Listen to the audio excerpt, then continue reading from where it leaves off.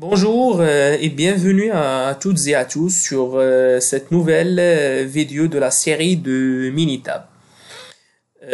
Comme prévu, je vous ai préparé une vidéo très importante sur le gauge R&R. La vidéo d'aujourd'hui contiendra des trucs qui vous aidera à réaliser votre propre R&R sur vos systèmes de mesure, quelle que soit votre position et quelle que soit votre entreprise. Elle est très simple à retenir. En fait, dans la vidéo d'aujourd'hui, je vous montre comment faire le R&R en utilisant Minitab. Et en parallèle, pour les personnes qui n'ont pas Minitab, je vous montre comment réaliser et interpréter les résultats de R&R en utilisant un fichier Excel. Merci de rester jusqu'à la fin de cette vidéo parce que j'ai une surprise pour vous. Premièrement, avant tout, je vous recommande d'aller sur ma chaîne YouTube parce il y a une vidéo que j'ai déjà fait il y a presque 3 mois qui est très important. Elle explique en détail comment réaliser le R&R, comment on fait le calcul de gauge R&R et comment interpréter les résultats. C'est cette vidéo, Gauge R&R. Donc, je vous recommande d'aller le voir et de faire abonner sur ma chaîne YouTube pour recevoir les nouvelles vidéos. Donc, on commence. La première partie de cette vidéo, je vais expliquer comment on peut faire le R&R sur Minitab, et sur la deuxième vidéo, je vous explique comment on peut le faire en utilisant un macro sur un fichier Excel. Donc, premièrement, pour le faire, tout simplement, on doit cliquer sur State, Quality Tools, Gauge Study, et ensuite on doit choisir Create Gauge R&R Study Worksheet. Voilà. Donc sur ce tableau-là, donc il y a le nombre des pièces des échantillons, donc on peut rajouter plus de pièces et on peut les réduire. Donc, comme j'ai expliqué dans la vidéo précédente, soit qu'on fasse 10 pièces avec 3 opérateurs 2 fois, ou bien ça dépend. Ça dépend à la norme, ça dépend à votre domaine, etc. Donc ici, on va laisser 10 pièces. Le nombre des opérateurs, c'est 3 opérateurs. Et après, on peut modifier ici en mettant les nombres des opérateurs. On peut faire par exemple opérateur A, opérateur B,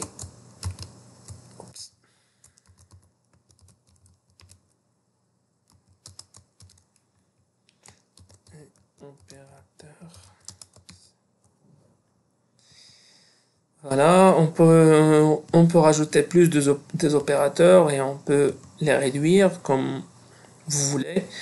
Et après, sur le nombre of replicates, c'est le nombre des séries ou bien des essais pour chaque opérateur. Donc, soit 2, soit 3.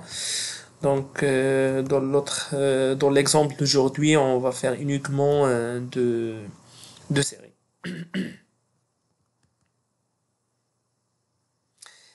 Ici, sur la partie options, soit qu'on fait les randomize ou don't randomize, ça veut dire soit qu'on fait les mesures aléatoires, c'est Minitab qui nous propose la série, comment on peut les faire. Sinon, on peut faire don't randomize, ça veut dire on va suivre le même logique, opérateur A, opérateur B, opérateur C, et ainsi de suite. Je peux vous montrer la partie aléatoire après. Donc on fait ça OK et OK. Et voilà. Donc la première des choses, on a l'ordre. Donc généralement on a 60 pièces. 60, c'est pas 60 pièces mais 60 tests. 60 mesures.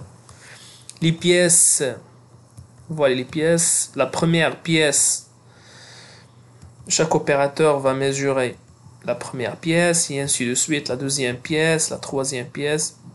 Ça c'est pour la première série. Et voilà, sur la deuxième série, c'est la même chose. Donc, on peut rajouter une colonne qui s'appelle résultats pour mettre les résultats là-dessus. Donc, j'ai déjà un exemple que j'ai déjà préparé. Voilà. Donc, sur mon exemple, il y a 10 échantillons. Chaque opérateur mesure chaque échantillon 2 fois. Donc, la première série, la deuxième série, et ainsi de suite. J'ai mis tout ça sur un seul colonne. Voilà, CTRL C, CTRL V. Voilà.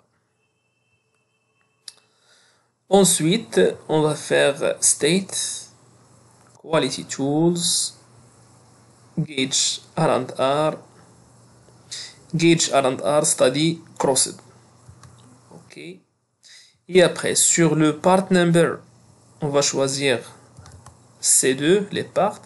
Les opérateurs, c'est C3, les opérateurs. Et sur les mesures, c'est les résultats. Ici, on doit choisir la méthode d'analyse, soit en utilisant ANOVA ou bien XBAR. Donc, je vous recommande d'utiliser XBAR. Ou bien ANOVA, il y a aucune différence entre les deux. Donc, ça dépend à votre entreprise. Vous pouvez choisir ANOVA ou bien XBAR.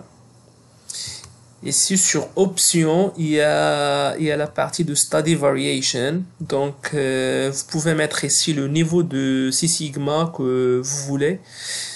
Donc, soit 6, soit je vous recommande de faire 5,15. Et si on peut rajouter les tolérances, soit la tolérance mini maxi, soit qu'on mettre uniquement la valeur de la tolérance. Donc, dans notre exemple, on peut mettre sur la valeur min.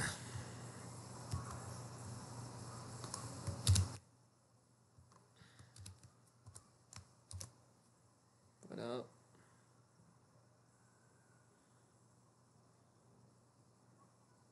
On peut même faire le R&R sans utiliser la tolérance. OK. OK. Et voilà. Donc, voilà l'interprétation de résultats obtenus. Donc, je peux voir qu'il y a une différence ici de part to part. Sur les mesures, il y a une différence sur la pièce 8 au niveau de l'opérateur A. Donc, elle a eu un résultat qui est vraiment loin de ce que les autres ont eu. C'est la même chose ici sur les cartes de contrôle. Donc, vous voyez, il y a vraiment une valeur qui est hors tolérance. Donc, on devait savoir exactement pourquoi cet opérateur a eu cette valeur.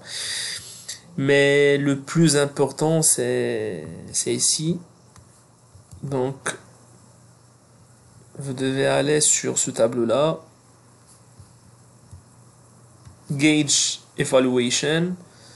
Donc ici, on a le pourcentage de variation. Donc ici, on a 27,12 qui est inférieur à 30%. Normalement, comme j'ai déjà expliqué dans la vidéo précédente, le gauge R&R doit être inférieur à 10 pour être parfait. Et entre 10 et 30, on peut tolérer d'utiliser le moyen de mesure. Ça dépend à la politique de l'entreprise. Donc ici, quasiment, elle est acceptable. On a 27,12, elle n'est pas supérieure à 30, mais on est presque à 30.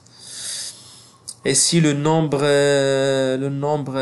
of distinct categories NDS on a 5, donc normalement les résultats sont OK. Voilà notre exemple sur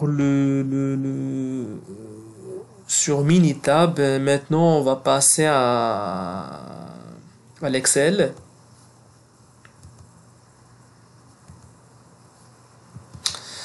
Donc sur le fichier Excel, on a la même chose, on a l'IPS de 1 à 10, on a trois opérateurs, ici on a les séries entre soit deux, soit trois séries, ça dépend à notre besoin.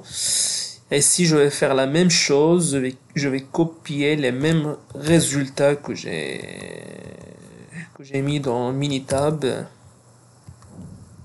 Voilà, CTRL-C. CTRL-C, oups, CTRL-V,